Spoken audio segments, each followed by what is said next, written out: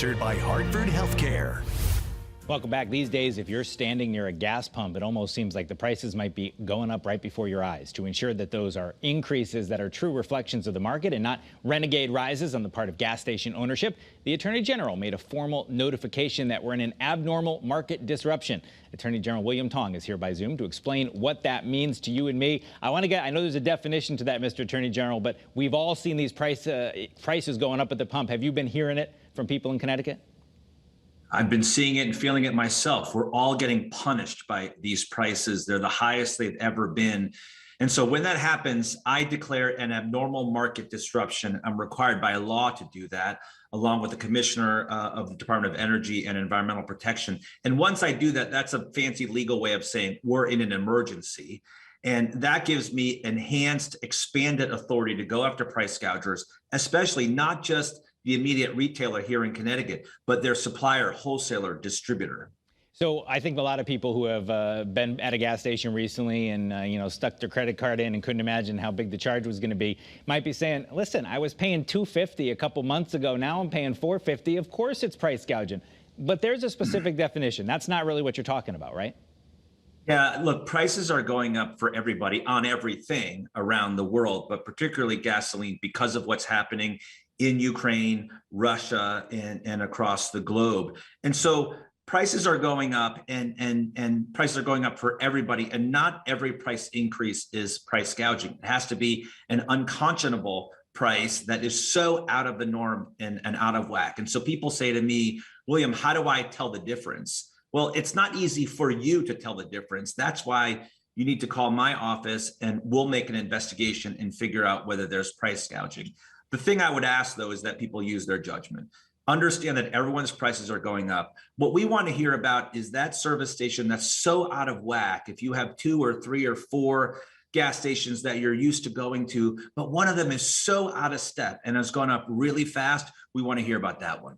I think that may be it, is that some of this has been a moving target. I saw a newspaper article covering this saying the advice someone gave was to get gas on your way to work because on your way home it would be more expensive. And obviously your investigators must be dealing with that as well, because any moment the prices might be changing minute by minute.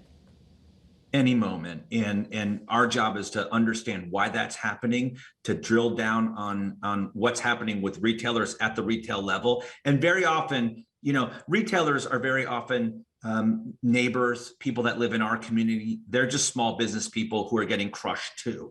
And so what we need to understand is, are they getting crushed by their suppliers, wholesalers, distributors? Are they getting price gouged themselves by the people they buy gasoline from? And so that's the point of investigation and getting to the bottom of what's happening.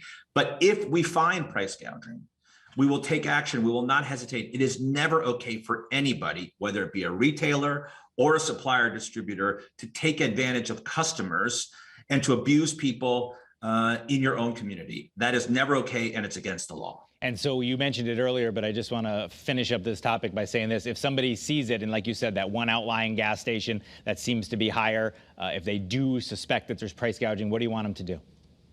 Yeah, I want them to call my office, 860-808-5000, or call the Department of Consumer Protection, or email me at attorney.general@ct.gov. All right, and then your folks can take a look. And like you said, it is so difficult to tell sometimes what's justified and what's not. But if someone has that feeling, that may be a way to report it. I want to talk to you about one other topic, and that is we were talking about in our first segment today about charity and helping Ukraine and the big outpouring of support in Connecticut. That's something that you have some advice for people as well, because there's so many people who want to do good, but also it could be a time when bad actors come out. So if someone is thinking about making a donation to help Ukraine, what do you want them to know? Yeah, we want them to know that they should give, right? And people are generous in our state. And what we're seeing in Ukraine is heartbreaking, the level of pain and suffering and death. But be careful. My advice is, if you want to give, do it on your terms. If somebody calls you, sends you a text, sends you an email, you can take their name and number if you're intrigued or interested, but don't give them a credit card right then and there. Don't respond to their solicitation. Say, thank you very much. I'd like to find out more. Hang up the phone or go on the internet yourself. Do your diligence. Understand who you're giving money to. Every charity that solicits in the state of Connecticut has to register with the Department of Consumer Protection. And so you can check this list at DCP to see if they're on the list. But be really careful. Know that when people are at their most generous because of a humanitarian crisis, that's when scammers really know that we can be taken advantage of. And that's why you got to protect yourself. I know in your press release about this, you told people to check elicense.ct.gov. The charities would be there, but I got to tell you, that's a website you can check tons of different stuff. In my law practice, I do it all the time. So a very useful thing. I just have about 30 seconds left. A lot of people want to give, want to help, but you just want them to be careful. Just be careful. And like I said, make the giving on your own terms and on your initiative, right? If you want to give to the American Red Cross, for example, or Save Ukraine, whatever it's called, don't respond to the email by clicking here and having the website take you to another place in the internet. You go on yourself, type in the search yourself, type in the URL yourself after you've done some research, and then you give on your terms. Don't respond to a door knock or a phone call, and definitely don't give cash or a credit card on request. All right, Attorney General William Tong, great advice. Thank you so much for being with us here on CT22.